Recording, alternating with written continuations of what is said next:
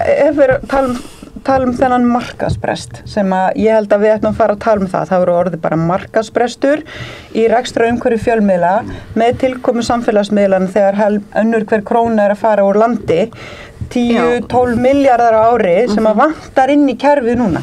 Við erum með 350.000 manna tungumál.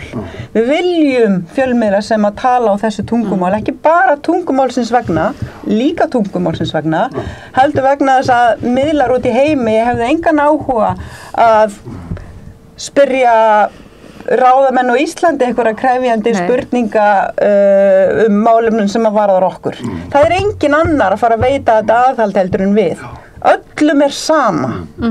Þannig að ef að við viljum vera með fjölmiðlar sem að veita þetta aðhald, sem ég samfærð að þegar fólk spyr sig hvort að vilja í raun og veru, þá segir það já, þá þurfum við bara að borga fyrir það. Þurfum að borga fyrir það með dýrari áskriftum, þurfum að borga með einhverjum framlögum, þurfum að borga með gegnum ríkissjóð. Þá það bara hinn ríku munu fá sinni fjölmiðil, en hinn ekki. En ég að tala bara, með styrkjum, með skattaafsláttum og í gegnum ríkissjóð, vegna þess að samfélagi þarf bara að taka þá ákvörðun að við viljum styrkja þetta umhverfi.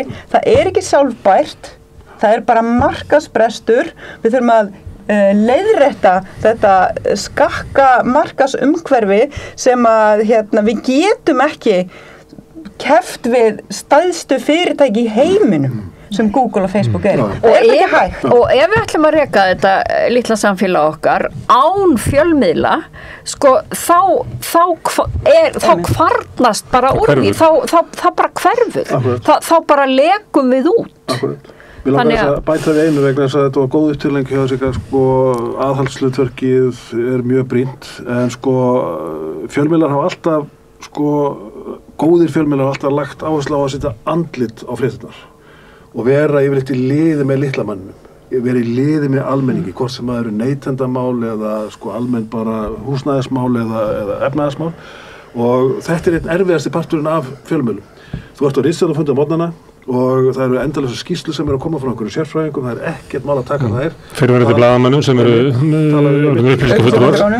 Þessi sérfræðingar guppa einhverju út úr sér einhverja tölfræði fram og tilbaka, en erfiðast að segja við blaðamanninn, finndu konuna sem fær ekki leikskóla, finndu mannin sem var að kaupa þessi hús fyrir ári og að borga núna 100.000 krónur meira á mánuði, finndu Margréti sem inn á hjúkrunarheimili og fær ekki heimili við sitt hæfi, fylgdi henni eftir og sjáðu svo þegar hún fær lyklana að heimili hjá Brynju húsjóði. Það eru þessar sögur í landinu sem svo mikilvægt að ritstýrðir fjölmiðlar, hvort heldur sjónvarp, útvarp eða dagblöð, vinni að á hverjum einasta degi, setji andlit á fréttirnar og hjálpi fólki. Takk ég eftir hvernig fjölmiðlum var tekið þegar flóttamanninum í hjólastóli var fleygt úr landi. Sú saga var sögð frá A til Ö sem endaði með því að hann komið aftur til landsins. En það átti að stoppa fjölmiðla. Þetta nú ein frægasta gaslýsing seinni ára. Þegar fjölmiðlar eru bara hindrað við sín störf. Og þetta að gerast á Íslandi, 2022. Hugsa ykkur. En þetta svo mikilvægt atriði að setja öll þessi andlit á fréttirnar. En meðan fjölmiðlarnir eru svona rosalega vanfjármagnaðir, þá hafa þeir ekkert kapasitet til að gera þetta vegna þess að þetta svo miklu tímafrekara. Það bara, blaðamaðurinn getur skrifað 5 fréttir upp úr skýrslum meðan hann gerir eina svona frétt. Þannig að og fyllt jafnmarga, fyllt 5-falt fleiri dálksentimetra. Í gamla daga safnaði maður saman þetta skýrslum yfir vikuna til að nota þær helgavættir. Og gott ef maður hafði góða blaðamenn eins og Heiðu á tímanum sem gæti búið til frábæra fréttir úr þurrustu töflum. En maður sagði stundum, þegar ég byrjaði í blaðamennsku þá voru kannski 300 blaðamenn og einn upplýsingafulltrúi og hann heit Jón Hákon Magnússon. Núna eru líklega eftir kannski svona 180 blaðamenn, en líklega 900 upplýsingafulltrúar. Þannig að í þá daga þá gæti maður setja sér bara svo fljót, þá gæti maður labba niður á fljótinu og sótt og setti í blaðið, sko. En nú er ekki hægt að nota þetta fljót, því það eru 900 upplýsingafulltrúar upstream sem er múin að dæla eiturefnum í þetta fljót, sko. Sem núna heita samskiptastjórar. Samskiptastjórar, hvað er heita? Það grátlegasta við þetta er að sko að maður setur sem ritstjóri eða vaktstjóri eða fréttastjóri eða hvað sem þetta heitir við tölvuna og það fyrir drjúgur tími dagsins í að eyða þessum aðsendu upplýsingum sko frá upplýsingafulltrúum vegna sem maður hefur ekkert við að gera. Og þetta eru gamlir kollegamann sem eru að skrifa þetta. Þetta eru blaðamenn, sem við vorum að stóra myndin sem að miðaldra kalla nota fyrir að fela þeir veit ekki hvað að segja. Ef við vorum á stóru myndina, þá í menginu eru náttúrulega upplýsingafulltrúanir og blaðamenninir. Og þetta er hópurinn sem er að móta samfélagsmyndina sem að fjölmiðlar og fjölmiðlaumhverfið í stóru samhengi með öllum samskiptamílunum og öllu því dæmi er að halda fólki og það er hlutföllin algjörlega miklu eitraðra umhverfi og talandi um upplýsingaóreiðu það er þessi einhver gæi sem hringir út á þessu sögu upplýsingaóreiðin er bara upplýsingafulltrúarnir hjá ráðherránum í stórfyrirtækjunum þetta eru upplýsingaóreiður sko upplýsingafulltrúar eru alls konar það er fullt af frábærum upplýsingafulltrúum sem að fyrirrandi kollegum okkar, margir sem að átta sig á hlutverkir sínu að hlutverk þeirra er að greiða aðgang almennings að upplýsingum sem betur fer eru margir þannig og þeir geta verið mjög gagnlegir fyrir blaðamenn en þegar að hlutfall eru svona skakt og svona launin líka en Sigríður, stór hluti af þeim vinna hjá einkafyrirtækjum þar sem er markmið í rekstrafyrirtæki sem skila hlutunum sem mestum arðri þar með vinna þeirra svo erum við líka með menn sem að vinna hjá opinberum stofnunum og við þekkjum það alveg að hlutverk upplýsingafulltrúan er að láta forstjóran eða ráðherrann líta vel út ekki að færa almenningi réttar upplýsingar. Nei, ég segja það eru til góður upplýsingafulltrúar sem að fatta út af hverju starfi sem að eru að vinna hjá hinu opinbera sem vita út af hvað gengur og skilja hlutverksi og eru ekki í því að fegra eða bæta en hinir eru fleiri sannarlega og þegar eins og ég segi þegar hlutverkföllið er orðið svona skakt þá á fólki fullt í fangi bara með því að komast í gegnum póstanum sem eru að komast en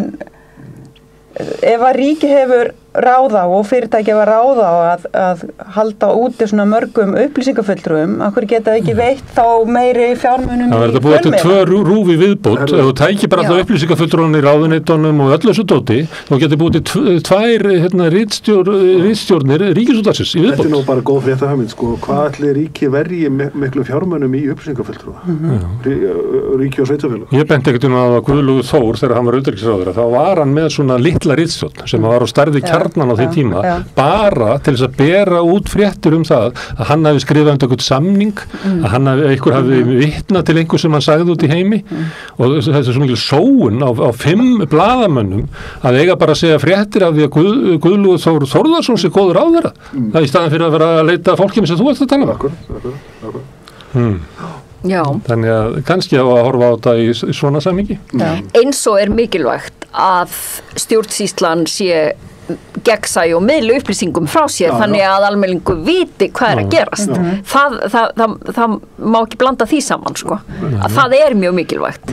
En ég er svo gamlir að við hringdum bara í ráðherrann eða forstjórann en yngri blaðamenn lenda bara upplýsingafulltrúanum og komast ekki. Þannig upplýsingafulltrúan er til að verja bossinn, það er bara Ég rífa stundum við söguna því þegar félagi minn úr frá Oslo, ég var í kúrs þar í blaðamannaskólanum og hann var að koma einhvern til landsins eftir 1985 eða 6 eða 7 Steingrímur Hermannsson er alltént forsætisráðherra og hann er að skrifa efnahagsástand á Íslandi sem þá var sko að taka eina dífuna og allt var til land sko hans og nokkur ári í þjóðarsóttinu og allt það, þið þekkja þetta og hann lendir þeirra og ég næði út á flugvöll og svo bregst eitthvað einn viðmálandi sem hann ætlaði að taka seinnipart dagsins og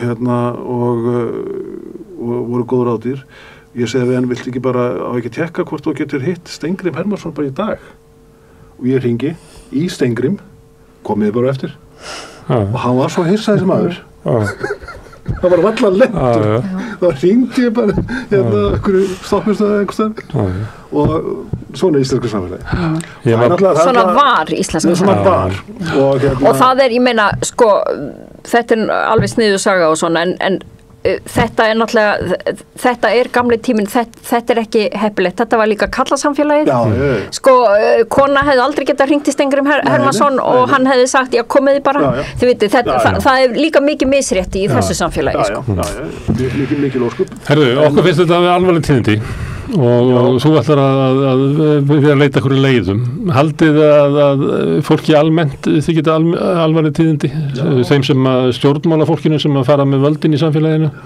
Ég ekki viss það. Það er svona þvert pólitísk sátt í landinu það að gera ekkert í þessum efnum og þannig hefur það verið alveg frá því að sko allar góður frá því að einokun ríkisútvarpsins var afnumin á ljósvakamiðlum.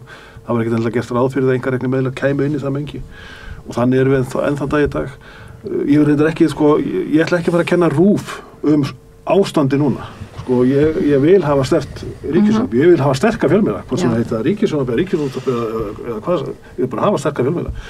En sko, ég finn það á fólki bara á förnum vegi, núna eftir að þessi hlutir gerast á föstudaginn að fólk saknar Fréttablaðsins í ríkumæli og fólk saknar Hringbrautar í mjög ríkumæli og það hefur verið fullt þakklætis í mengar fyrir að hafa reynd að halda þessu úti, sérstaklega Hringbraut í einhver 8 ár, einungis með íslensku efni, gríðarlega mikilvæg menningu, heimildaþáttum, ferðaþáttum, samtali, spjallþáttum og hvað þetta allt saman heitir, það er að baki og ég finn á fólki að sko, fólk vill hafa íslenskt efni. Fólk vill hafa Netflix leysir þetta ekki. Nei, fólk vill hafa samtalið í gangi. Og sem betur verið eigum við nokkra fjölmiðla eftir sem geta sinnt þessu hluti. Þetta náttúrulega kemur líka í kjölfarið að N4 tilkynnir það sé að forsömu leið, sko. Og eldri kynslóðin saknar blaðsins sem að það fekk lúna. Algjörlega, fólk í sárum. Það er búið að ræna sko 2 tímum á dag. Já, einmitt. 2 tímum, það var kannski þegar við gullaldartímanum. Það var nú eitthvað 2 tíma. Það var orðið svolítið þungt í lokin.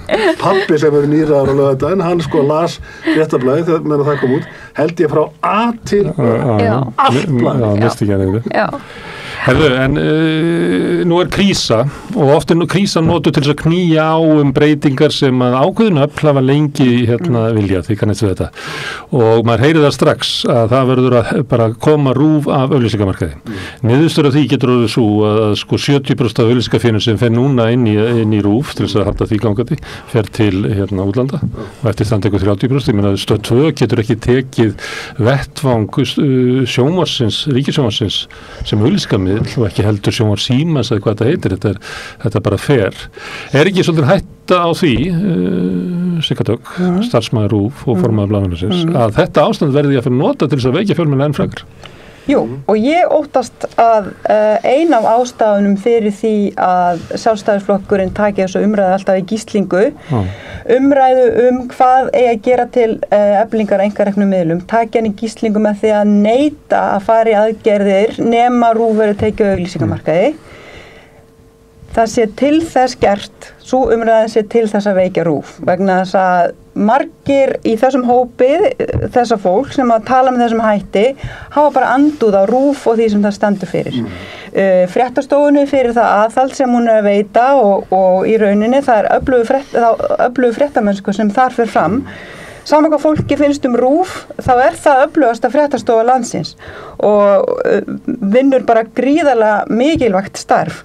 Og stór hópur þar í Blaðamannafélagi Íslands og að sjálfsögðu munum við berjast sko með kjafti og klóm fyrir því að ef að RÚV verði tekið auglýsingamarkaði eða takmarkað með einhverjum hætti þá verði það tryggt að það tekjutap verði bætt með auknum framlögum úr ríkissjóði vegna þess að eins og þú segir Sigmundur þá er engra hagur, einskis hagur að veikja ríkismiðlinn til þess að styrkja aðra miðla. En ég held að það sé hægt að finna leiðir og ég bara kalla eftir því núna að verði settur bara á fót samráðshópur sem að við stéttin á aðild að og þetta þarf ekki að taka langan tíma að vinna svona tillögur þar sem verður bara grundigt farið yfir það hvaða leiðir hægt að fara? Það ekki pólitísku vilji fyrir því að taka RÚV af auglýsingamarkaði. Ég held að það sé ekki einu svona pólitískur vilji fyrir því hjá Sjálfstæðisflokknum, heldur bara í litlum hluta af Sjálfstæðisflokknum sem að mögulega að nota þetta til þess að stöðva alla framþróun eða til þess að veikja RÚV. Þannig ef að fólk yrði að taka ákvörðun það sem ég eiginlega svona kalla eftir að verði tekin þessi ákvörðun RÚV ef að yrði takmarkað umsvif RÚV á auglýsingamarkaði sem ég held að það væri kannski farsælasta leiðin, þá þurfum við líka að horfa hvaða afleiðingar það hefur vegna þess að auglýsingatekjur í landinu ekki kaka sem við getum skipt á milli okkar eins og okkur sýnist. Það ekki einhver fasti. Ef hann fer ekki til RÚV þá fer hann eitthvað annað. Þannig að ég óttast það að ef að RÚV verður tekið af auglýsingamarkaði þá missum við bara þessar tekjur úr landi sem þýðir að allir tapa. Ég var að skjóta á 70%, það er það ég held. RÚV minnkar og aðrir minnka vegna þess að auglýsingarnar minnka. Fjölmiðlamarkaðurinn tapar.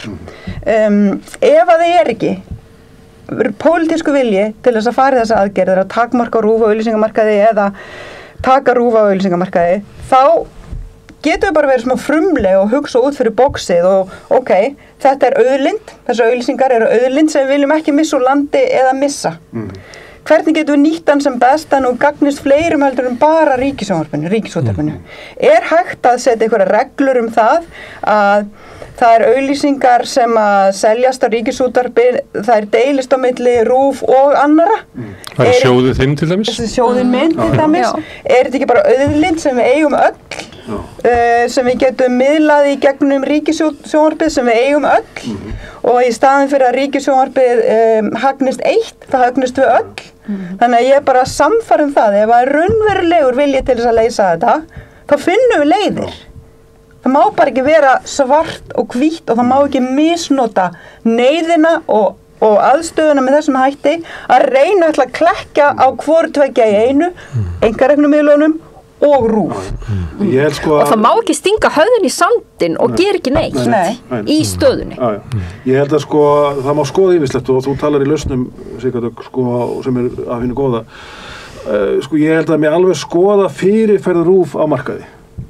Ég hef talað fyrir því bæði leiður Fréttablaðsins og víðar að það ekkert endilega sjálfgefið að taka RÚV af auglýsingamarkaði vegna þess að auglýsingar eru líka upplýsingar og þetta sterkur mið sem þarf og fyrirtæki og félagasamtök og aðrir þurfa að geta auglýst í sterkum miðlum og náð athygli almennings.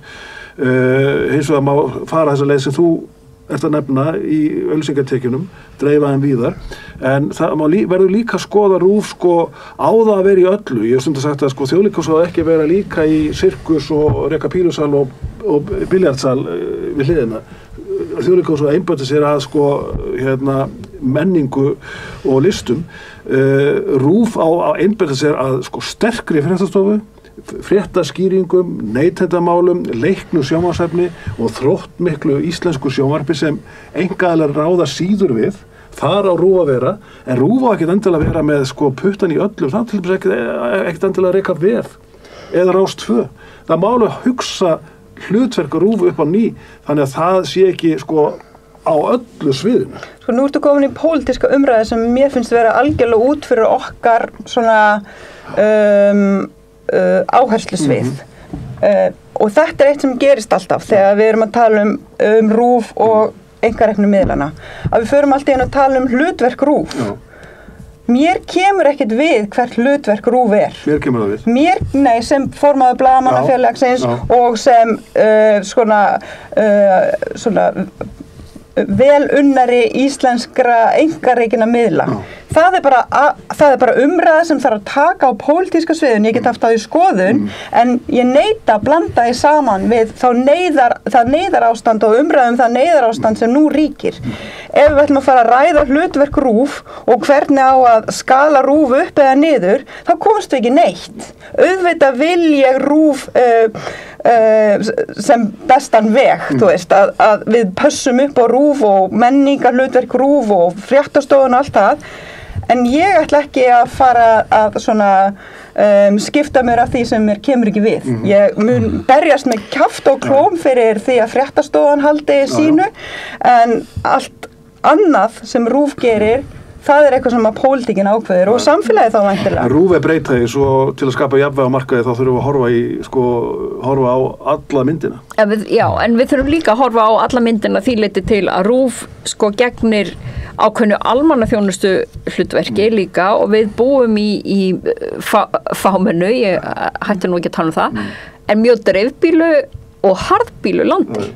Þar sem að bara mjög mikil þörf á einhverjum svona það þarf að vera einhver kjarnastaður sem miðlar líka upplýsingum á, ég meina það skapast bara miðað við mörg önnur lönd, það skapast bara dálítið oft hættu ástand á Íslandi út af veðri, út af náttúruvá og ef að við pjökkum of mikið í RÚV þannig að hópurinn sem notar RÚV verður of lítill að þá getur hann ekki gegnt þessu hlutverki. Þetta getur verið svona lýðræðislegt mál. Ég er svona jaðarblaðamaður og kom þaðan inn á Fréttablaðið sem er megin, sem er andrið og við verðum að vera þjóna andrinu, það sem allir eru og okkar umfjöllun, hún miðast við það að séu allir í andrinu. Ef að þú breytir RÚV og skilgreinir það á bara að vera Rás 1 og svo að vera svona, þá til að breyta því úr því að vera andri yfir í að vera kannski svona þriðji stærsti salurinn, það sem að búið að sorterast inn hverjir að hlusta. Og fyrir okkur blaðamennina getur verið miklu skemmtilega að vera í litlum sal í kjallaranum og vera með svona einhverja svona ákveðna tegunda blaðamennsku. En við sem samfélag við verðum að hafa eitthvað sem er svona andrið og í dag eiginlega bara RÚV eftir því að moggin náttúrulega þegar við séum að lestartölur á mogganum það varla til maður undir 50 sem að les moggan og talandi það að selja einhverja sérstaka vöru, þeir selja raunverulega bara menningagreinar og dánaldilíningar það enginn þarna lengt eftir. Þannig að ef við erum að tala stóra samhengi hennar Steinu, þá held ég við líka að horfa á það að við megum ekki missa það að eiga einhver staðar vettvang sem við getum talað og þá myndi ég vilja gera kröfu á RÚV og segja við RÚV hafið þið talað við konuna sem var á leigumarkaðnum sem hann var að tala sem var í þínu gastarhundaginn en þið kannist við þessa gagnrýna RÚV að RÚV standi sér bara ekki nógu vel sem almannasjónvarp og ég alltaf að tuða yfir vikulogonum og silfrin og svona og segja þú veist akkur ekki bara akkur alltaf að tala um fólk sem þið ekki það að vita fátaka þú tölur ekki bara eitthvað fátaka akkur eru einhverju 3 fullunir að tala um farsímanótkun barna tölur bara við börn þannig að við mættum lýðræðisvæða RÚV og gera það meira svona alþýðu blaði. Ég var á dögunum á Fréttavatninu Hringbraut með fólki af götunni sem stóð úti á gattinum 10 og 5 á daginn útigangsfólk fram að því hafði bara verið talað við sérfræðingana pólitíkus. Þarna komu þið sá þetta hefur við gerðum svipað við höfum gert hérna og bauðstum hingað ég bauðstum inn í Kastljós fórst ekki með í gámin út á Granda og sýndir það hvernig þau byggum og sýndir óuppbúða rúmið þeirra þannig að þau fengu bara að vera fátaklingar í fréttunum heldur bauðstum bara að fara á sama stað og Bjarni Benediktsson sittur og talaði við það eins og manneskjur og þetta mætti vera krafa sem mætti gera RÚV. En það sem ég átti við með RÚV er að umfang þess ég ekki að tala um að veikja megin þætti RÚV, frekar að styrkja það, en á RÚV að vera á vef, á það að vera í krakkaútvarpi, á það að vera í krakkasjónvarpi, á RÚV að vera út allt, á það ekki frekar að einbeita sér að því sem það er best í. Heldur þú að einhver muni nokkuð tíma framleiða barnaefni ef að RÚV gerir það ekki? Stöð var framleiði í barnaefni og langt á undan stöð RÚV á sínu tíma og ruddi brautið. Já, en núna? Það var að því að þá voru tekjur í góðæri sem að var hægt að nota til þess að borga fyrir þetta efni. Og talandum hlutverk RÚV, ég minna Bylgja næst víðar heldur en Rás 1 og Rás 2. Já. Og það er líka eitt ef við missum eitthvað niður þá er ekki víst að vera til að við sögum alltaf við Fréttablaðið vorum að byrja þetta verður síðasta blað sem verður stofnað í Íslandi Við vorum alveg viss það sko og við töldum þá að við hefðum kannski svona 10 ára gat til að hlaupa inn í sko að ná auglýsingum af Morgunblaðinu til þess að geta byggt upp eitthvað og svo erum við bara ákveða eftir 10 ár hvert fjölmiðlun myndi fara. Við höfum alltaf trúað því að blöðin fari ekki lengra. Ef að RÚV tekið auglýsingamarkaði og það skreppur saman, þá verður ekki Stöð 2 stofnað aftur eða Bylgja verður aldrei stofnað aftur. Mér segja Vísi.is og MBL verður aldrei stofnað aftur. Af því þetta svona einhvern veginn söguleg fyrirbrigði og þannig að við ættum að ég held að sem komum svo staða að við ættum að gæta því sem við höfum. Þannig að bekkjamyndin sem ég að lýsa áðan verði ekki ennþá fábreytilegir. Akkúrat. Við bara þurfum að hlúa að okkar sterkustu fjölmiðlum. Það bara einfaldlega þannig vegna þeir eru svo fáir eftir. Þeir miðlar sem eru sko raunverulega að segja fréttir á hverjum degi eru kannski 4. Þeir eru teljandi á fingurum annar. Það er bara þannig. En það sem við getum gert núna er að hlúa blaðamönnunum. Búa til stétt, búa til jarðveg, sjálfstætt starfandi blaðamanna. Þannig að outletið, miðlunarleiðin skiptir minna máli heldur en því sem er verið að miðla. Það er svo auðvelt núna að koma, podcastu upp eða selja efni inn í þá miðla sem eru til staðar. Við þurfum kannski ekki í dag ekkert endilega fleiri fjölmiðla. Það væri náttúrulega æskilegt að hafa dagblað. Við þurfum bara meiri blaðamennsku. Það verður svona... Við þurfum það fyrst og fremst. En ég tek svolítið undir það sem að Smári sagði áðan að það er líka gott að séu margskonar fjölmiðlar til sko. Það verður fátæklegt eða það er ekki þannig. RÚV getur aldrei staðið undir því að vera eina ritstjórnin þetta. Hún verður bara verða, við getum ekki bara haft sko big band, við verðum líka að hafa rock og blues og við verðum að hafa bara mismunandi tón, annars deyjum við bara sem menning. En við getum þetta bara með litlum fjölmiðlum ef að svona það sem við erum að miðla er nógu sterkt, þá næri það í gegn.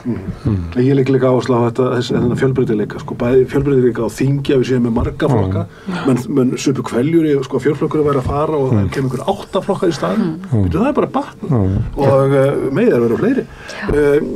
Og eins með fjölmiðla, að þið séu sko á fjölbreytina, að þið séu sko ástæðan fyrir að DF.is er ennþá lesa vegna það er öðruvísi miðl. Hann er öðruvísi, þannig að fara með inn á hann. Svo öðruvísi, ég skil hann ekki. Já, það er bara þig. En svo er annað í þessu, ef við ætlum að fara að búa til svona öfluga stétt sjálfstætt starfandi, þá eins og við vorum að tala áðan, þá eru styrkirnir ekki til þeirra frá ríkinu, þeir eru bara til miðlana. Þannig að það kallar náttúrulega á að það verði stofnaðir fleiri fjölmiðlar ef að það er eina leiðin til þess að ná inn opinberu fjármagni. Já, eða það verði styrkt eins og er gert við í bókmyndunum að listamennir eða blaðamennir verði styrkt í byggt og það muni geta af sér öflugri fjölmiðlum. Það er þessi vitlaus endi að byrja á að styrkja útgefanda. Þessi sjóður allan að tilraun í þá átt. Herðu, gaman að fá okkur hingað að tala um fjölmiðl. Ég heyri það að það er alvöru mál sem við erum að tala um og þetta er mikilvægt mál. Þetta er brennur okkur. Sigmundur, Steina og Sigga, kæra þakkir. Við ætlum að snúa okkur núna að rödd, sjúkrasaga. Við ætlum að heyra sjúkrasögu hennar Margrétar Lilju Aðalsteinsdóttur. Það er svona aðferð okkar innan samstöðinni til þess að skilja heilbrigðiskerfið, að tala við sjúklingana og fá þá til þess að segja okkur sjúkrasöguna, því þá fáum við mynd bæði af heilbrigðiskerfinu og einnig hvernig samfélagið tekur við okkur þegar við erum veik. Þetta er augnablik. Með því að ganga í leigjendasamtökin styður þú baráttu leigjenda. Leigjendasamtökin eru fyrir alla þá sem vilja berjast fyrir réttlátu húsnæðiskerfi. Leigjendasamtökin.is. Samstöðin er í eigu hlustenda, áhorfenda og lesenda. Þú getur átt samstöðina ásamt öðrum félögum í Alþýðufélaginu. Þú getur gengið í Alþýðufélagið á samstöðin.is. Þar er hnappur sem segir skráning.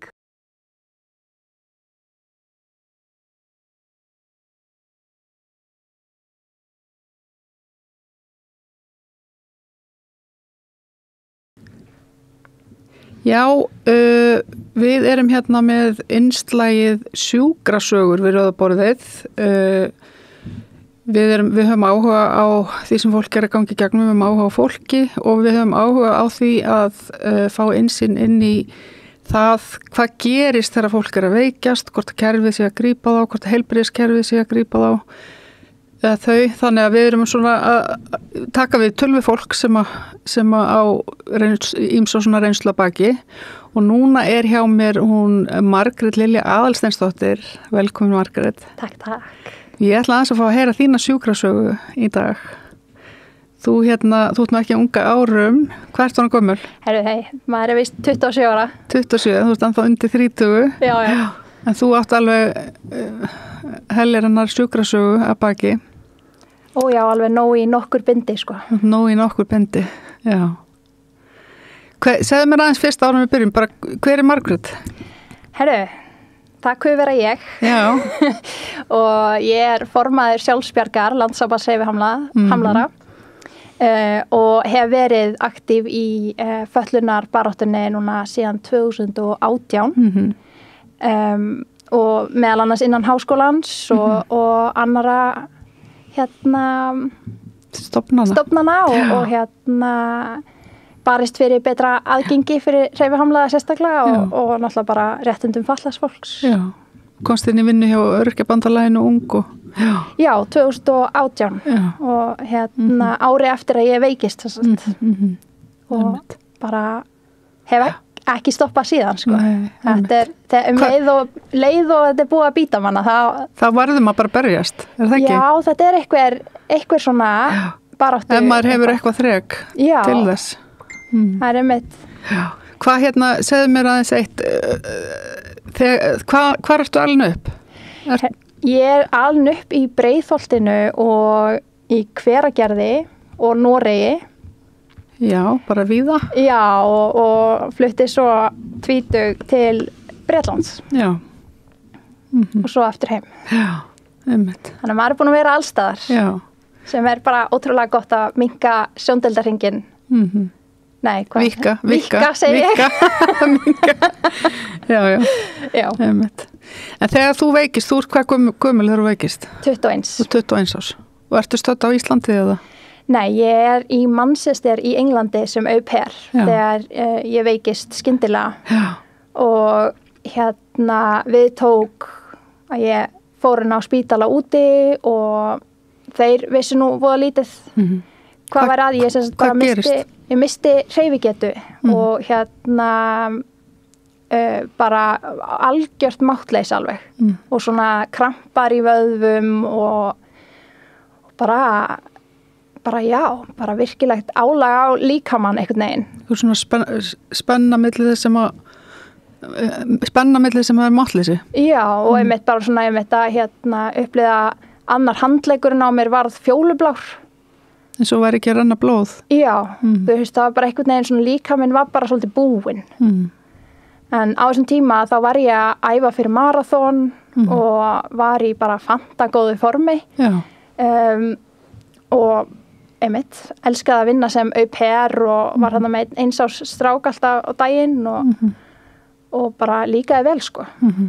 En læknarnir á spítalanum hann úti að þeir vissu ekki alveg hvað væri að orsaka þetta.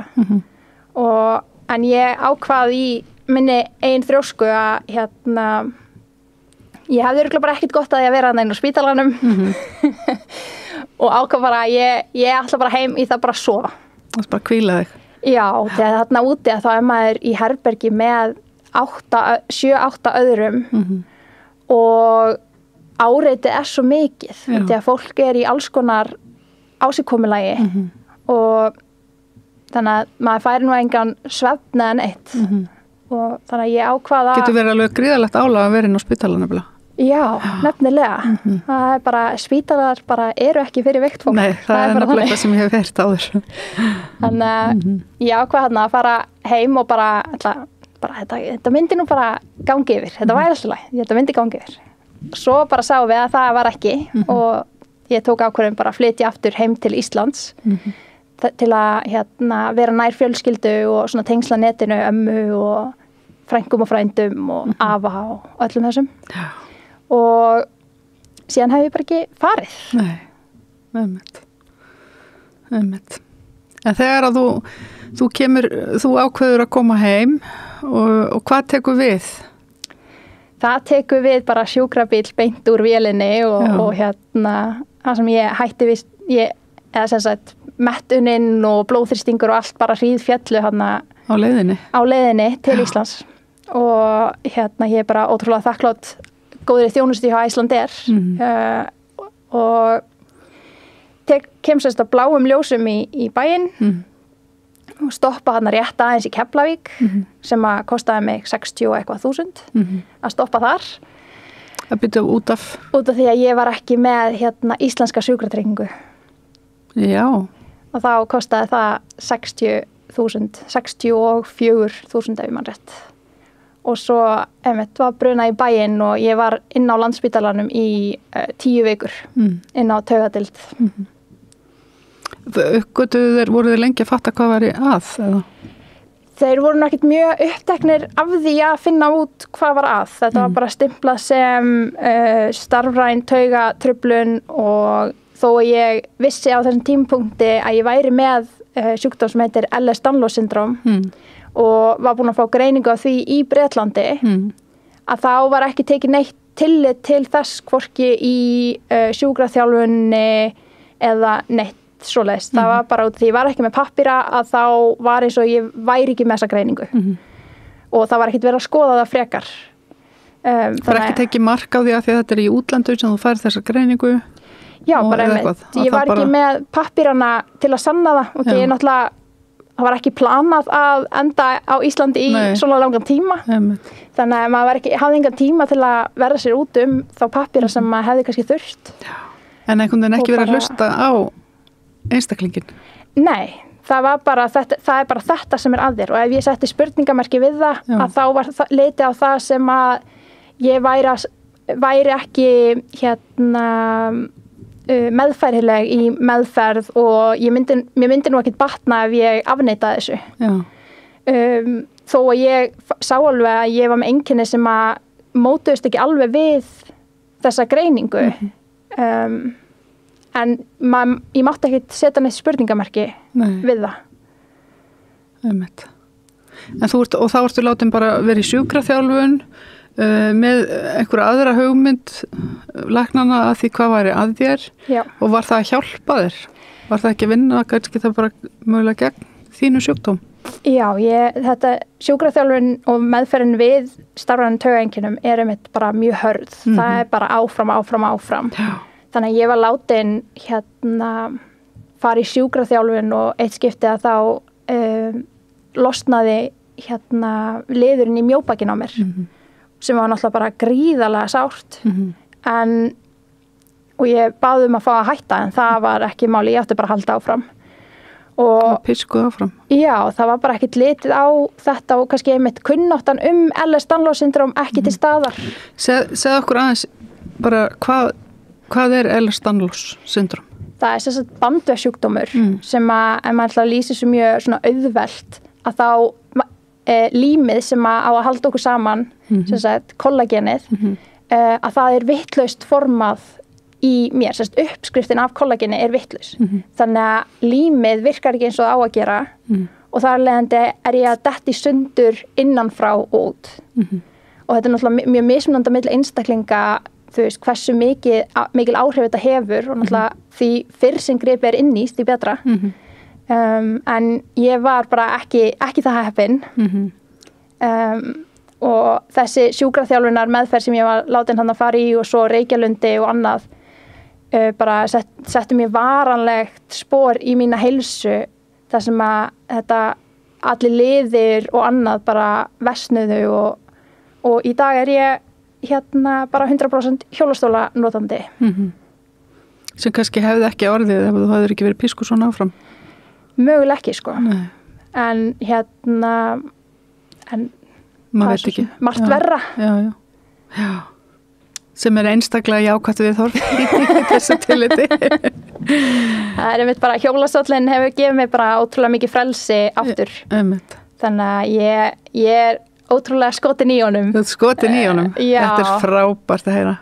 Af því það er líka, þetta er náttúrulega bara svo mikilvægt líka með sko hjólastóll er bara hjálpatæki og fólk áttar sér oft ekki á því.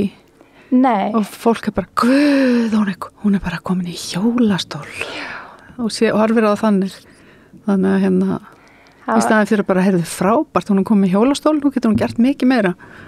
Eða eitthvað svona. Nefnilega, það einmitt, maður tók eftir því að þegar ég bara svona sá, þú veist, ég ekki með neinn lífsgæði, þú veist, ég var dragandi með áfram á einhverjum hækjum, þú veist, ég gæti ekki farið í búð, ég átti erfitt með að komast bara út í bíl, bara, ég gati ekki neitt og þú veist, gati ekki gert eitt með höndunum út því að ég þurfti að halda mér upp á hækjunum,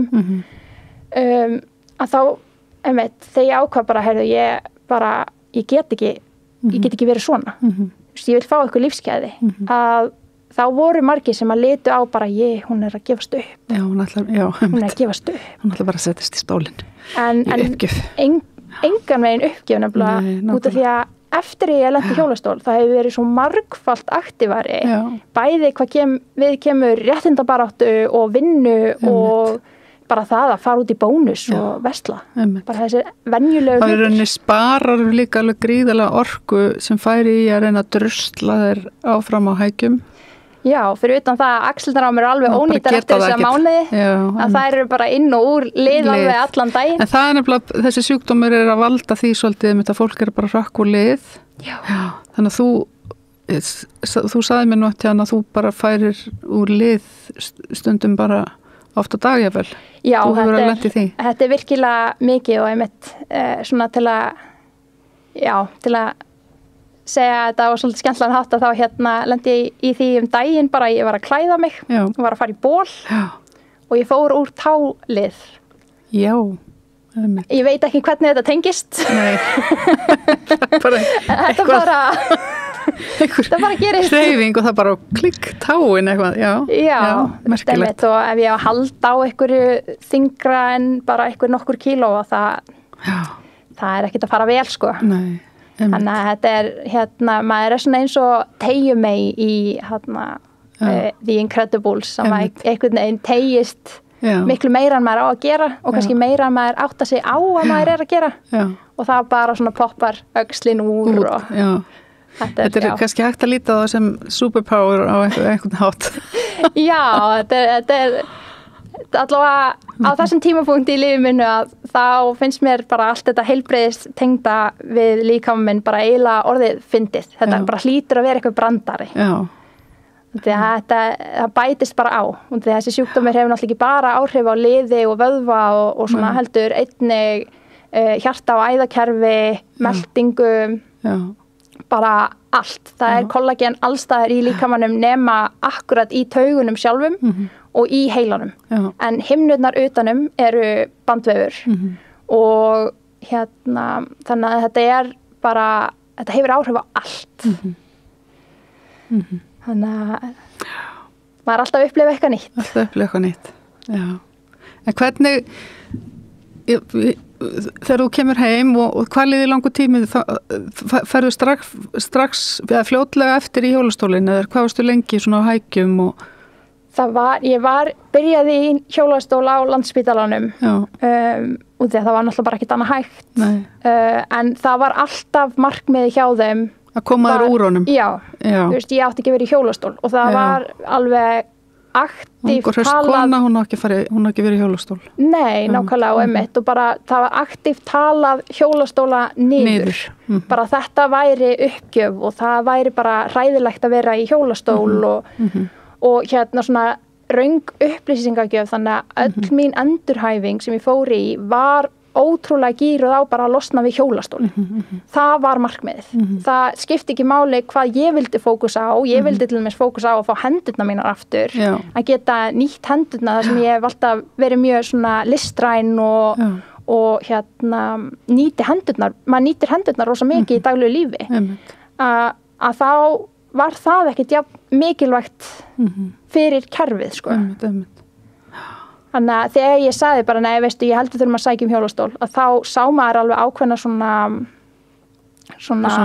vonbrigði á meðferðaraðilum sko. Sem er ekki bent heldur peppandi fyrir þig. Nei, nefnilega ekki. En þetta er bara þú, að því þú sagði ráðan að þú sagðir þetta bara sem jákvætt, sástu það þannig frá upphafi, fannst þér í rauninni eða þurftur að gangi gegnum það bara, ok, ég þarf raunverulega bara að fara í hjólastól. Það er nefnilega svolítið gaman að segja frá því að þetta er eiginlega of kaltæði sko, að ég var með bullandi fóbíu fyrir hjólastólum. Já. Áður en þetta allt gerist. Ég gæti ekki sé hjólastól út í búð. Já. Þá var ég þurfti bara að fara. Ég fekk bara panik. Þetta er ótrúlega komist. Þetta var einhvern veginn bara, ég var bara kannski hefur bara eitthvað fundið á þér eitthvað, þetta er ótrúlega skrítið því að meira segja bara maður sá þú veist hjólastóla enda gangsins einhvern tímann hjá lækninum og ég var bara, nei, ég bara fór ég gati þetta ekki, maður bara byrja að ofanda og svitna og bara þetta væri bara rosa ég var bara svo skítrætt og þannig að þegar þetta gerist þá var þetta eitthvað svo óraunverulegt og því einhvern veginn bara þarna þurfti ég að mæta mínum versta ótta einhvern veginn og náttúrulega svo sem fljótt áttaði mig á að þetta er ekkert að hræðast en þetta er svo ótrúlega kalthæðið allt saman einhvern veginn. Þetta er mjög sérstætt. Já, en þannig að þetta tók smá tíma um þetta að vera bara ok, þú veist, ég þarf það hjálpatæki til að komast frá A til B og þú veist, mér leiði ekkert vel þannig að fyrst þegar þetta var notað til að ferja mig á milli inn á spítalans og annað en svo einmitt bara fór maður að sjá möguleikana sem þetta gaf manni á endanum sko og því að maður fer ekki að breyta því að ég er með arfgengan sjúkdóm þetta er bara í hverju einustu frumu í líkamanum þannig að þú veist, maður fer ekki að breyta því og þá bara verður maður að mæta í það sem maður er. Einmitt. Þessi sjúkdómur það er svona ýmislegt fleira sem að því að þú segir að þetta er arfgengur sjúkdómur, hann til í arfgengri útgáfu, hann er líka til í svona minna arfgengri útgáfu skils mér, sem er svona vægari útgáfu. Já, þetta er sem að þeir veit ekki alveg nákvæmlega hvernig þetta er út því að þetta eru margar undirtýpur af EDS. Meðal annars, þú veist, ein sem hefur mest áhrif á æðakerfi, ein sem er bein, ein sem er, þú veist, það er alls konar gerðir. Ég held að séu 11 seinastig á því. Og ein þeirra sem er hvað algengust, að hún, þeir eru ekki búin að finna sem sagt genið fyrir típu. Og þeir eru í því að rannsaka þetta.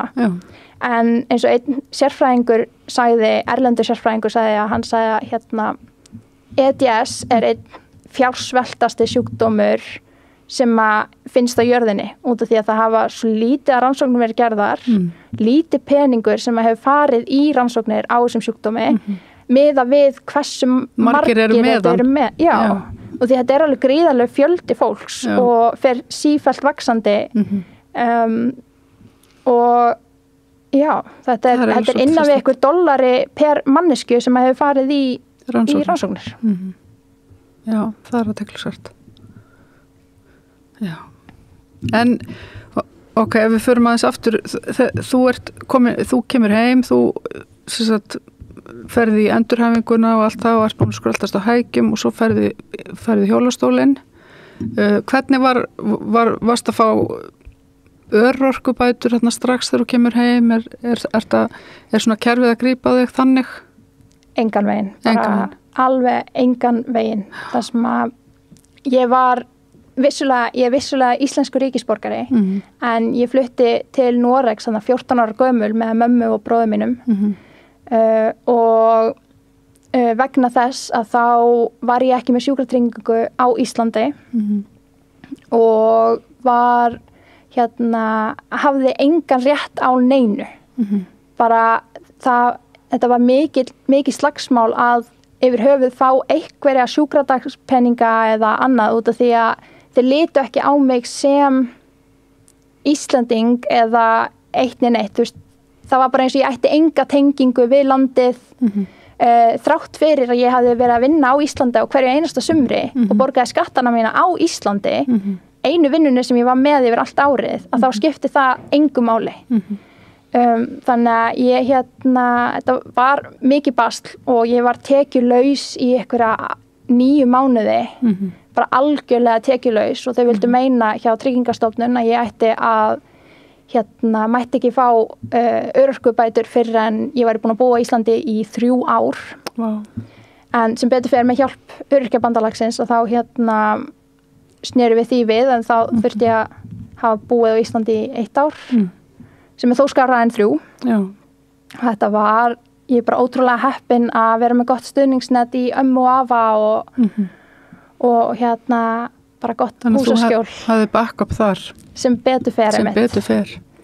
Þegar annars veit ég ekki hvað maður hefði gert og það er náttúrulega gríðarlegur lækniskostnaður á þessum tíma, gríðarlegur lyfjakostnaður, bara allt saman sko.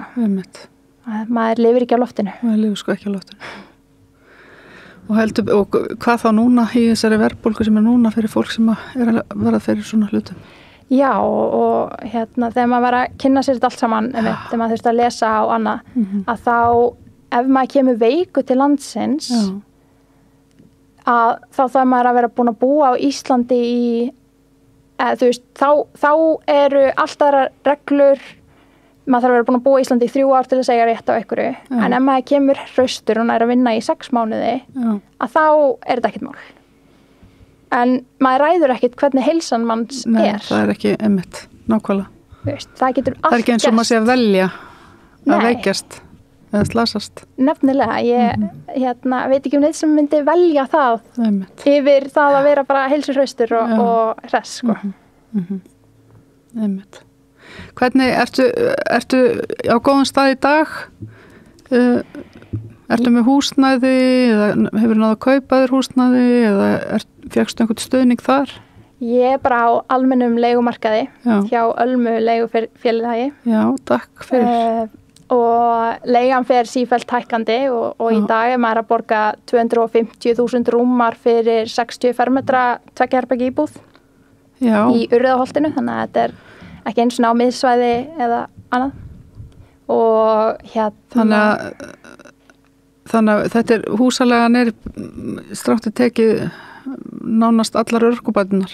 Já, ég er bara ótrúlega heppin að geta unnið eitthvað og fæ eitthvað ofan á út af því að þetta er bara algjörlega ruglað og svo rennur út samningurinn núna í maí held ég, eða júní og þá náttúrulega gera það nýjan samning með möguleika á að þeir geti bara hækkað leiguna en ég hef ekki, það er ekki eins og maður hafi úr miklu húsnæði að velja þegar maður er í hjólastól. Nei, af því að þú þarft að vera í lyftuhúsi, þú þarft að vera með ákveðu stóra íbúð bara til að hafa pláss fyrir þín hjálpatæki. Já, og geta komist nákvæmlega og einmitt, það er margt sem maður þarf að hafa í huga, einmitt, baðherbergi eða það sé nógu rúmgott og því að það er ótrúlega oft í íslenskum byggingum að þau eru minnkuð til þess að stækka önnur rými. Einmitt. Og bara þetta bara einmitt að maður geti komist inn og út úr íbúðinni sinna sjálfur sko. Já, einmitt. Þannig að maður er ekki alveg að sjá fram á að geta keypt sér á næstunni með að við það er ekki mikið sem fer í sparnað eins og staðan er núna. Þrátt fyrir að ég er í vinnu 50% vinnu og örorku sko. Já, einmitt. Þú varst á tímabili, varstu í námi eða ekki? Jú, ég var í námi en þurfti að hætta bara út af aðgengishindrunum og í Háskóla Íslands? Í Háskóla Íslands, já. Og bara þetta var of mikið að einhvern veginn, ég fekk fyrir það fyrsta ekki að halda áfram í lífeindafræði vegna slæms aðgengis og engin plön voru að laga. Nei, það ætlaði ekki að laga það. Þannig að maður verður bara, það síður á manni þegar maður heyrir þetta sko. Þetta er einhvern veginn svo rosalega ósattanlegt. Þetta er ótrúlega ruglað. Og þannig að ég fór ég kláraði þarna heila önn í lífeindafræði og ætlaði að halda áfram og var þarna bara með fyrstu einkunn og bara gekk ótrúlega vel. Bara var alveg, fannst ég vera búin að finna mína braut og svona. En svo tekur lífið bara smá svona beygju og ég ákvað bara, ég skal prófa félagsfræði og því að allir voru búin að segja mér að aðgengi væri nú betra á félagsvísindabraut og þar leiðandi ætti ég að bara fara í nám þar sem að mér þykir ótrúlega asnalegt út af því að aðgengi á ekki að þurfa ekki að ráða för, það er bara áhugasvið og annað en mér fannst bara of erfitt og mikið álag alltaf að mæta í tíma. Þó ég komist inn í kennslustofuna þá var maður út í horni og ekki hluta hópnum. Maður var einhvern veginn alltaf svona odd one out. Þannig að í hópaverkefnum og annað þá maður gæti aldrei verið að vinna með einhverjum. Þegar maður var alltaf út í horni einhvers staðar á bakvið.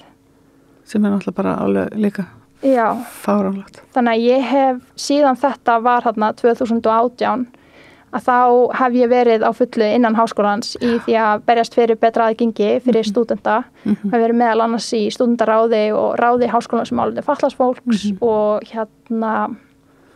bara ég reynd að gera það sem maður getur gert og það hefur ótrúlega margt batnað á þessum tíma og til dæmis bara ein af verstu byggingunum Eirberg á Hringbraut þar sem ég lendi hvað mestum erfiðleikum með að það orðið bara alveg aðgengilegt í dag.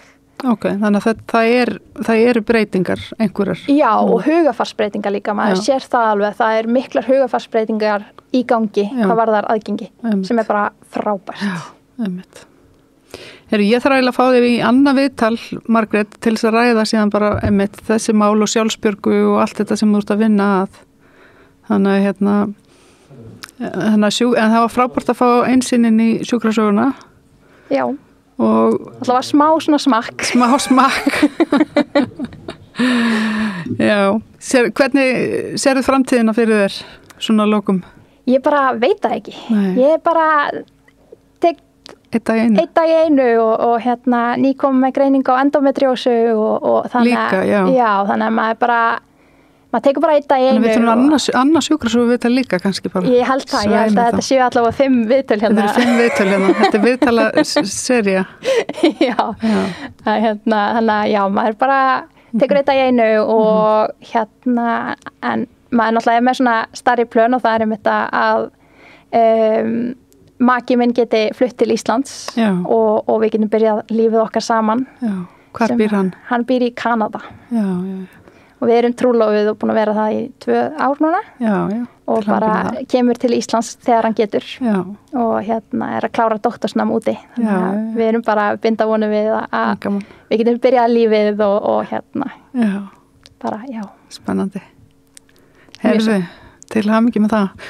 Og bara gaman að spjalla við þig þrátt fyrir alveg einmitt ekki fallegar sögur í rauninni en þú ert alltaf jafn jákvæð sem alveg merkilegt með þína þrautagöngu.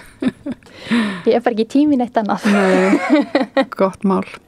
Heyrðu, og við verðum hér aftur með sjúkrasögur og við verðum örugglega hér aftur með Margréti Lilju líka síðar. Takk.